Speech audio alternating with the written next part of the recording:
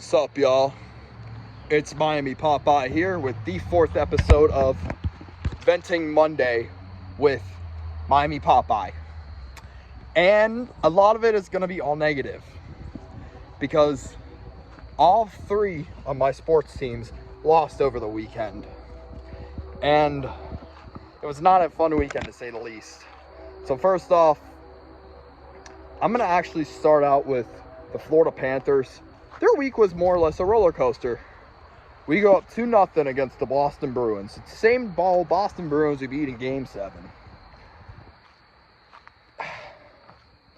After the first period in that game, we just completely collapsed. I mean, it was bad. I mean, McAvoy got on the board, and then from there, it was tied 2-2, and then overtime. And then Charlie McAvoy, thankfully, got a 4-game suspension for doing this. But he hit Oliver Ekman-Larsson high in the head.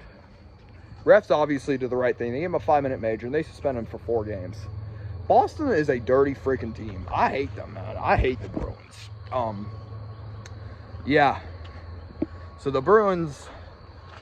So Boston kills off that 5-minute major, and then we go to overtime, in which Pavel Zacha just rips a shot past Bobrovsky, and we end up gaining a point, but still losing 3-2 in overtime. So that's another choke lead by the Panthers this year. And then the Panthers go up to play the Detroit Red Wings, and it was Barkov's 672nd game, which is the most all-time in Florida Panthers history, and I was glad for him. Sergei Bobrovsky led the way with a 22 save shutout as the Florida Panthers went up and went ahead and won the game 2-0 over the Detroit Red Wings. And that was a pretty good night. It was a pretty good night to be a Panther fan that night. Saturday rolls around, we're playing Connor Bedard and the Blackhawks. I obviously didn't watch the game because we were playing against NC State, but yeah. We go down 4-0. We go down 4-0. Connor Bedard scores a goal, and then when we decide to wake up, it's too late. Matthew Tkachuk, despite getting his 500th point, we go down and we lose 5-2. So there is just pretty ugly. It is just not fun. And Anthony Stolarz should never be an NHL goalie again. I think that he is terrible. I think that he is a flop. I think we need Spencer Knight back. I think all those things about him. Florida Panthers have a huge game tonight against the Columbus Blue Jackets. And it's a good way to get right because it is in our home building. It is an Amerant Bank. I will still call it BB&T, but whatever. But whatever you want to call it, Amerant, I still think it should have been called JetBlue Arena, but that's a story for a different day. Yeah, it's a big one. It's a 7 p.m. game tonight, so very excited to see that. I'm ready to see how we perform tonight against a pretty decent Columbus Blue Jackets team who Johnny Gaudreau has not performed this year, so we'll see what happens there. And next up, we're going to be going into the Miami Hurricanes, which obviously had a huge blunder this week against NC State going into our 3:30 p.m. on ABC matchup against Florida State. We are obviously opening up as like 14.5-point underdogs to the Seminoles. Don't blame them. I think we're going to get smashed. Mario Cristobal hinted at a potential quarterback change from Tyler Van Dyke to either Emory Williams or Ja'Cory Brown. Let me tell you, you can definitely, there's no excuse to start Ja'Cory Brown. If you're redshirting him, guess what? He can play now. He can play up to 4 games without being redshirted. And this is one of them against Florida State. So I would like to see him play against FSU. Even if it's Emory Williams, I'm happy with that too. I think Emory is more the future of the program, but we'll see. It's such a bad time to be a UM fan right now, and it's not even funny. But I feel like part of this is on coaching. Like, Cristobal is not a good situational in-game coach. I don't think he will ever be. And for me, it just comes down to who knows. I would like to see him build up recruiting classes and stuff, but It's going to be tough. It's a tough way the rest of the season. Every single team we're playing is bowl eligible. Even Boston College is bowl eligible at 6-3. So it's definitely going to be a tough way out. I could see a 6-6 at the rest of the year, unfortunately. And I'll be very disappointed with that, with especially the way how we started. And it was just not what we wanted. As University of Miami fans, I think it's terrible. Yeah, it makes me go like this because who knows what the hell is going to happen with the program. I do hope we get Michael Pratt from Tulane out of the transfer portal, or heck, yeah, even KJ Jefferson. But yeah, it's gonna be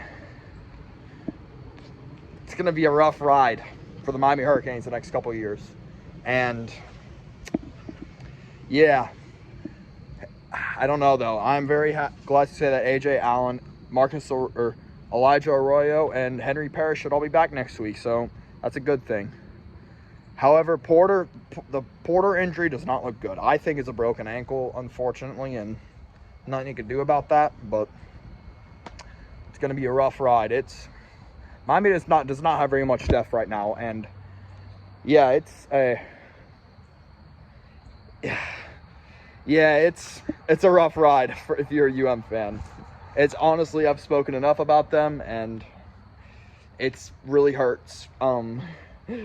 Oh man, I could see Florida State getting extremely, extremely ugly on Saturday. I could see it being 100-0, one of these type of games, because I don't think Miami's gonna do anything. I think Miami's up a creek. I think Miami is gonna lose the recruiting class. I think there's a lot of issues with Cristobal that needs to be fixed, and we're learning that real quick. He has a better team this year, but it still doesn't mean he's gonna be up there. And that's where I'm at with the Hurricanes right now. And that's where I think it will be. Third on the list, we're going to talk about the Dolphins' heartbreaker up in Frankfurt. No one to say it too, it's just got to be better. And you can't go down 21-0 and expect to come back and win the game in the second half. That don't work like that when you're playing the Kansas City Chiefs. Unfortunately, the Dolphins just did that. Their offense just woke up too late. Defense stepped up and played great, don't get me wrong, but the fact you only held Mahomes to like 189 yards and still couldn't do a dang thing, it shows. Like, I don't think you're there yet. And yeah, it's going to be rough, because I think the Dolphins may be frauds. I mean, yeah, we're beating all the teams we should, but still. Miami just has to show me that they can beat a good team. And that's going to come up soon, because we do play the Jets. We're playing the Bills. We're playing the Ravens. So it's a good chance for Miami to prove that. But we're on a bye this week, which is huge. And it's also huge that we're getting Jalen Ramsey back. And Jalen Ramsey already looks great with the Dolphins. Let me just clear that out right now. I'm so happy that our secondary is all back together. And I couldn't be more and more happy about that. Because here's the thing. The Dolphins are still first place in the AFC East, because the Bills did lose to the Bengals. And however, the Jets have a huge Monday night game. The Jets could crawl right back into first place in the AFC East race. They won't be in first, but they'll be in the race, with a huge win against the Los Angeles Chargers tonight. And they play that in California, so I got to obviously root for the Bolts in this one. But yeah. But it's like the Dolphins and all my Cowboy fans out there. I have Cowboy fans, and I'll say this: we still can't beat a team with a winning record. That's all I got to say about the NFL. Now, my favorite part, we're going to be previewing. I'm going to be doing a little mini preview of the Miami Hurricanes men's basketball team. So last year, we obviously all know the Miami Hurricanes went to the Final Four. I wish I was posting videos back then, but I wasn't, and wish I was. But Miami Hurricanes were in the Final Four last year. Unfortunately, got lost to UConn by 13 points at the end of the day. But man, that hurt. It hurt. And Miami's on a mission. We're starting at number 13. We play huge games at Kentucky. We are playing Duke. We play North Carolina, who are the top on since it's top 2 teams in ACC. I think we're going to finish 3rd this year, but I think Miami's going to have a pretty good year this year. I mean, yes, we lose Isaiah Wong. Yes, you lose, forgot his name, Jordan Miller. 2 very good players on this Hurricanes team. And they both stepped up huge in March Madness. But here's my thing, what I get excited for. I get super, super hyped up when I hear about this guy coming in, Matthew Cleveland.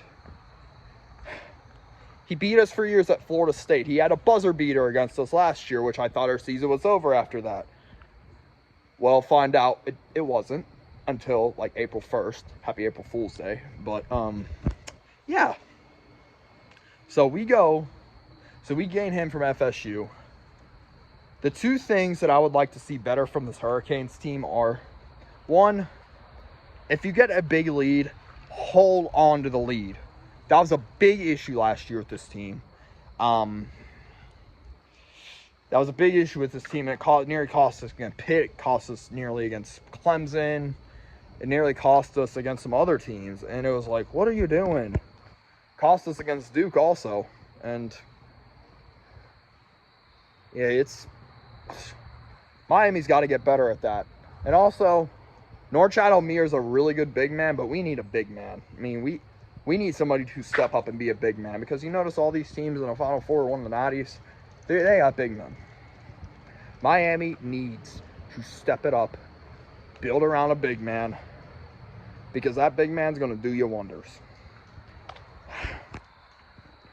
So my prediction for the Hurricanes, I think we're going to be somewhere around the 24-7 range, with losing 4 or 5 conference games. I think it's good for 3rd in the ACC. I think we'll go pretty far in the ACC tournament again, unless we play against Duke. And another key for us is injuries. Miami doesn't have the depth like we had last year, so injuries are going to be key for us. Stay out of the injury box. If we can do that, I think we're going to win 24, 25 games. I think we're going to very easily get an NCAA tournament selection bid, although that's, who knows. And yeah, I think the Hurricanes are going to have a pretty fun year in basketball this year. And I'm going to say this, I'm going to try to cover some Hurricanes basketball games. I'm also going to try to cover some Miami Heat videos. I'm going to try to watch some more Heat games. That's something I'm lacking at with Heat content. I'm lacking on Heat content. I'm also lacking another big thing. The Marlins ended up getting the Tampa Bay Rays manager. Totally forgot his name, but if that's true, the Marlins could be replacing like Kim Ng or Kim NG, or I forgot her name, but anyway, yeah. I think that'll be all. The Heat are obviously struggling right now, which sucks, but I think they could get it all together. The Heat still should have gotten Giannis, but I'm still not going to talk about that. Anyways, Miami Popeye, out.